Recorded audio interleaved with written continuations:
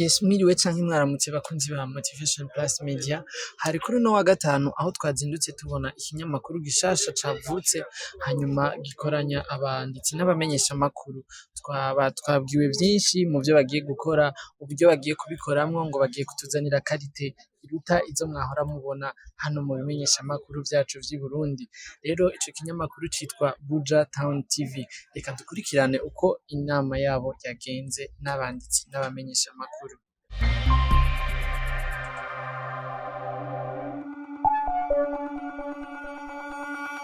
Atari banzi kumbura yari yambuze ariko reka asubire yimenyekanishe. Banyita Rajabu Ndacayisaba, amazina nahawe n'abavyeyi. Sanzwe nkora akazi nkako mukora namwe, sanzwe nanjye ndi nka mwebwe, sanzwe kandi ni ukuvuga sanzwe nkora akazi nkako k'iwanyu, sanzwe ndi nka mwebwe kandi nshaka kwifatanya nawe muri urugendo murimo. Rero novuga ko muno mwanya iki kinyamakuru ni Buja Town TV ndagihagarariye, ariko ndi nkamwe, meze nkamwe, turi kumwe mw'aka kazi, turi kumwe mu mwuga. Rero byari byiza ko bwa mbere mubanza mukamenya ko ntari gutangaza ntari uwambaye cyane, oya, gusa turi bamwe, turi abakorege mu majambo makeya. Ego, ico ni ikigira gatatu.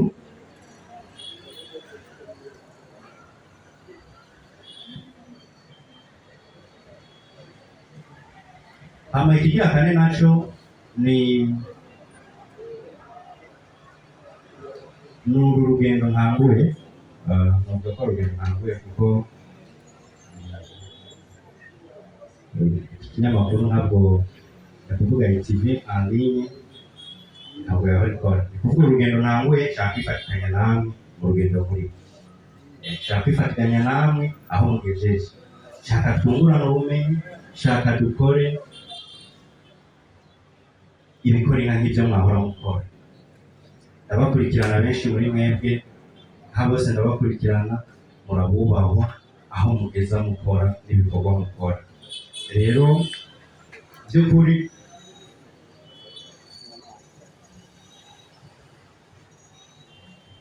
ngiye gukora, kandi ngiye gukora nisunze mwebwe nantangura imbere. Ngiye gukora nisunze mwebwe, akaroro keza mwanyeretse bikabituma nanje uyu mugwi munini dusanzwe ngira ninjiremwo muri make. Ndavuga motivation mwampaye yatumye ndabirinda nanje niko ngiye gukora, dushire hamwe ivyiyumviro kugira turabe nyamukuru irya ngendo nziza mwagenderako nanje nshobora kwifatanya namwe mu rugendo. Sinzi ko ushobora ko bitahuritse. Ni kuvuga ibintu usanzwe nkora rero ntabwo bitandukanye n'ibyo mukora, oya, ibijya nyene. Kandi novuga yuko nkeneye support yanyu cyane cyane, nkeneye support yanyu, muri imfura, narantanguriye mukondera izuba. Muri uyu munsi yo mutahaba, sinari kwicarana jenyine muri iki kibanza, murabibona ko biteye gute. Ariko gusa mwemeye muraza kunshyigikira kugira ejo canke hirya y'ejo ibyo objectif mufise nanje niyunge namwe twishikiro mu gisata, mwitangire kuvuga dushire hamwe kugira dushobore guteka hamwe. Bandanya rero ndabashimira.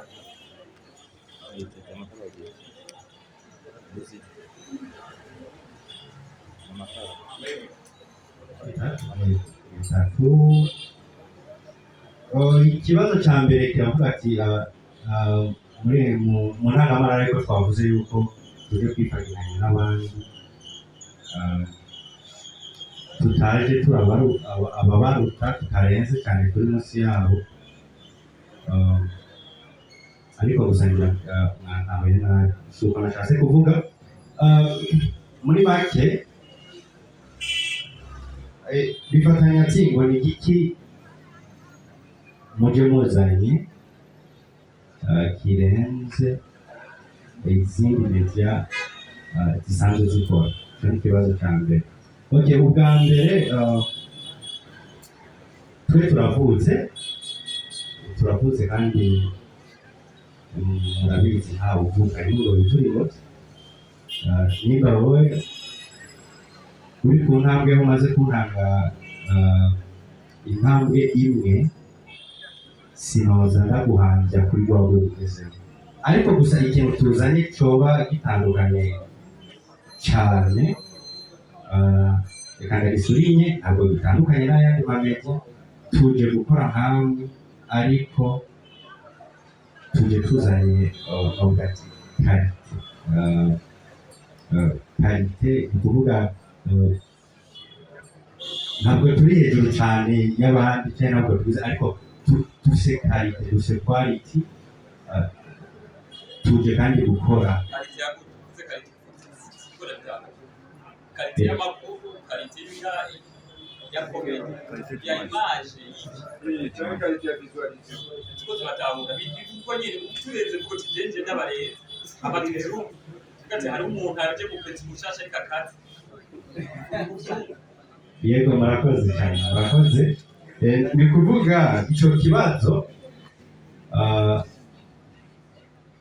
reka ndakishyura amajambo make cyane, sibyo? Ngiye gukorana nawe kandi murabizi ibyo mukora, nanjye nzokora ku nyene, ariko nzoshyiramo akabiri, nzoshyiramo akabiri. Ngiye kumwunganira nk'uko yavuze niba tuvuze neza ati amajambo make ibikorwa byinshi muzomenya mu bikorwa. Niko kakabiri mvuze, tuzokora ahama mubona ibikorwa mfise, nzoshyiramo kabiri, nzoryohora. Icyo ni ikibazo cya mbere. Icya kabiri reka ndakishyure. Mubajije ati ngo ababyeyi bicaye ngaha wakibaje gute? Baje ngo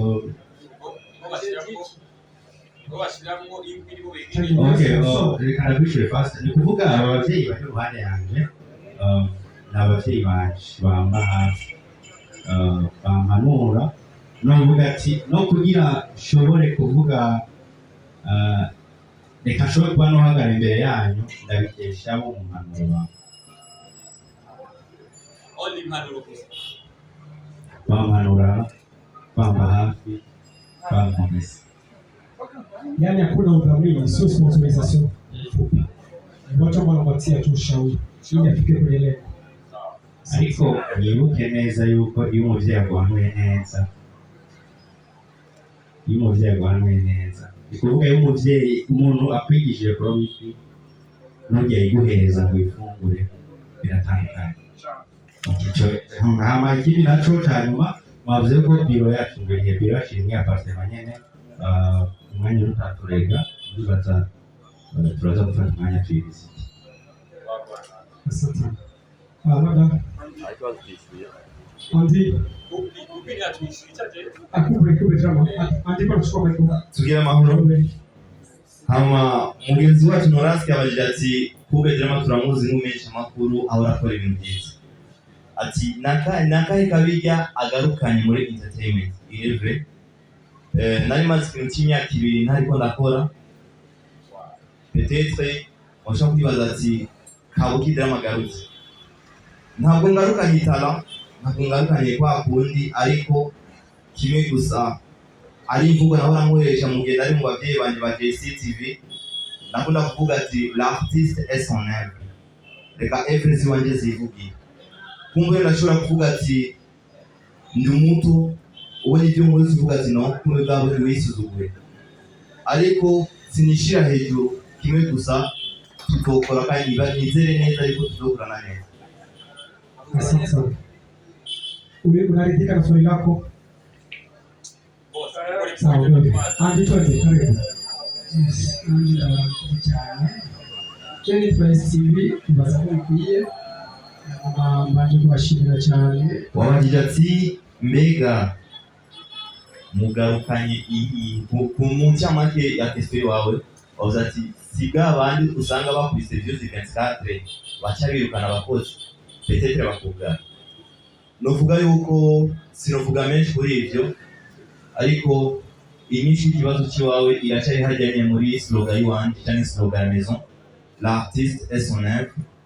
Hama ivyo tugarukanye nibaze ko Coupe Drama benshi muramuzi ni mu créateur na muri imyaka ibiri sinari nicaye, nari nagiye kwiga niye strategy nzogarukana muri entertainment, ni ubuye buryohe nshobora kandi kugarukana muri entertainment.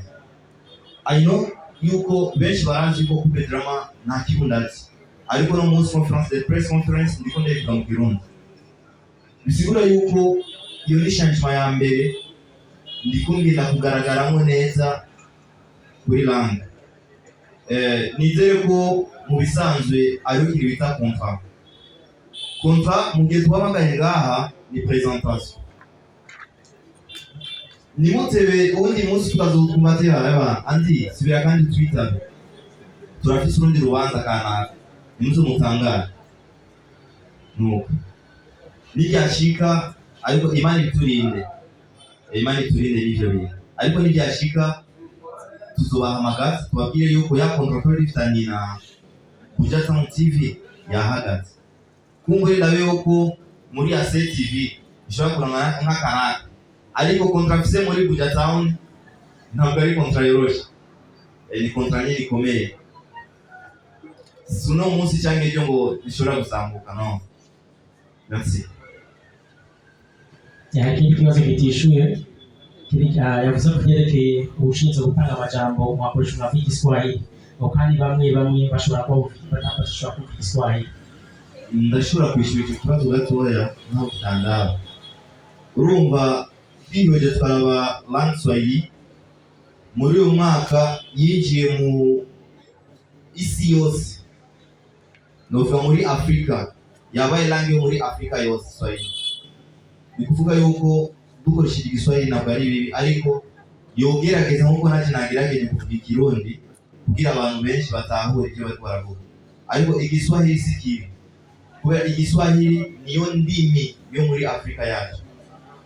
Murakoze. Asante sana. Ibrudi TV.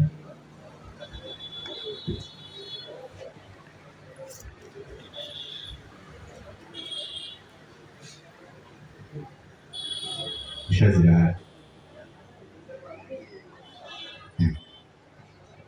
ama sinzodi abajije ikijanye na sponsor y'icyo drama yakishuye unyusa akabazo bagira kabiri wavuze kuko kimwe yakikwishuye drama ariko atarivuga kwishuye.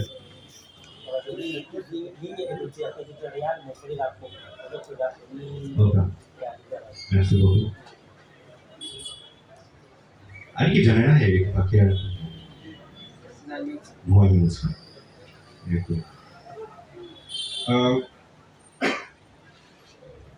Ni kuvuga mu bijyanye na entertainment cyangwa basereka tuvuge mu bintu bijyanye no gushikiriza amakuru, twebwe uruhande turiko n'uruhande rwa entertainment gusa, ntabwo turi kuri side twinjira muri politiki cyane cyangwa ibyo cyangwa nubwo ngo TV commercial ibyo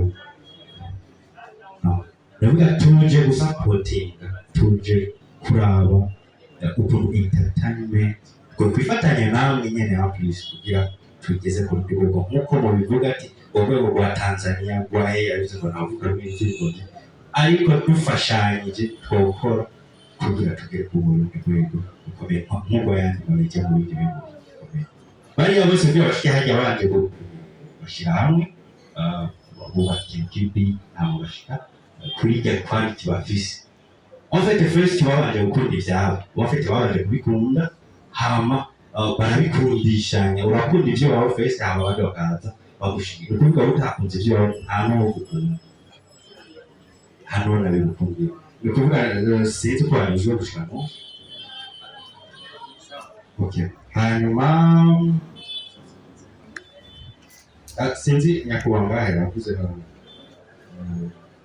ngo mu myaka ngo ishusho dushaka kuyihereza just dushaka urabona animative tubona nk'ibyitegererezo urabona bijya bindi bimenyesha amakuru tubona nk'umego wow ni byiza cyane nuvuga biri ku rundi rwego wanashimana tuvuga wow ni kuvuga dushaka gukora natwe turabe uko twumva ku busa tugashaka biri nuga tukiha ishusho nziza ko ndazi nta muntu ashaka kwama ari hahandi nyine eko mbere mutyo bajije okay ushobora tuzakorera ni kuvuga serivisi tuzakoreraho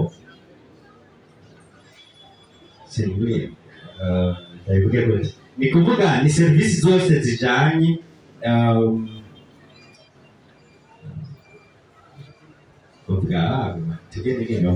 ni kuvuga dufate videography, photography, music, audio visual, ni kuvuga abastar, abakomedien,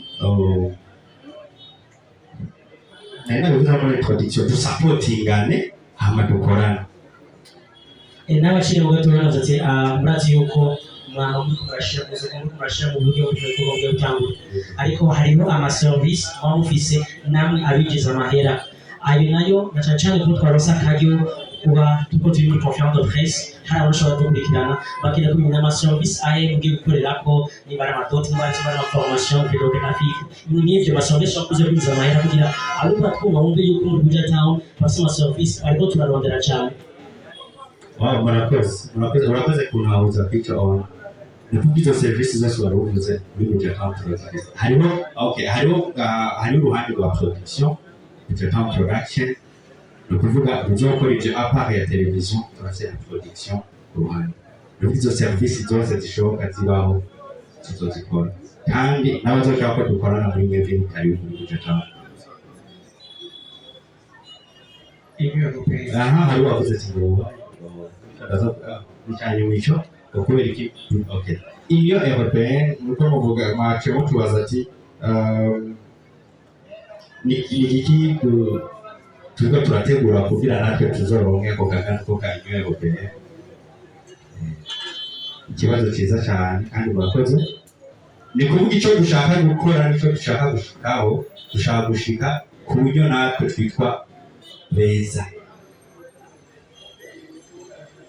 dushika ku rwego rwo twitwa beza batugomwe bumve yuko natwe twohaguka ukaganuke nk'abandi kuko turatanguye tuzogenda tuduga gushobora tuba beza dushobora gukora neza cyane kuko twese turakora ariko ntabwo dukora neza cyane igikorwa cyose uragikora ariko hari usanga utakoze neza cyane ubwo dushobora kuba beza natwe tugere kuganuke wowe wacunda hiraza uvuga ati kubera iki mwicaye hasi muri ibi bintu cy'ubwiro cyo kuvuga ati kubera iki mwita Buja Town TV nawe kwetu twese nakubwiye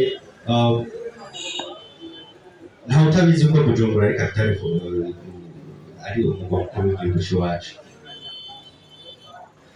ni kuvuga naho nzoba ndi hose ni nabyo Tanzania cyangwa Uganda biravuga ko nkorera mu kinyamakuru bita Buja Town deja n'umuganda zocamenya n'ubaro kuvuga direct niba ndasigura cyane ariko gusa ako kari mu byatumye kumbure dufata icyumviro gusa icyumviro nyamukuru dukunda ibyacu bwa mbere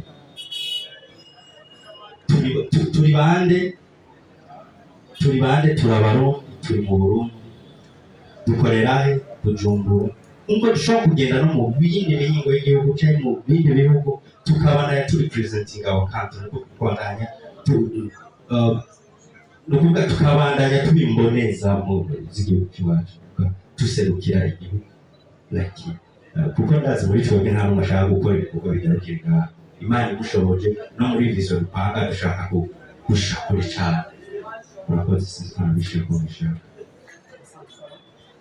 Isaac maono yako yanahitajika, alafu tunamalizia kwa Isaac. murakoze cyane.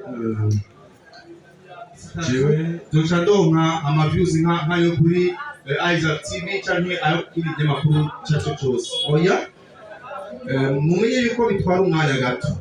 Ushire mu mutwe neza yuko Buja Town TV kugira izofatishe, kugira abere igihugu bose bayiyumvemo, kugira abajya bose kwibarabara babonye Buja Town TV bumve ko baryohewe, bizobatwara hagati y'imyaka 2 hamwe n'itatu.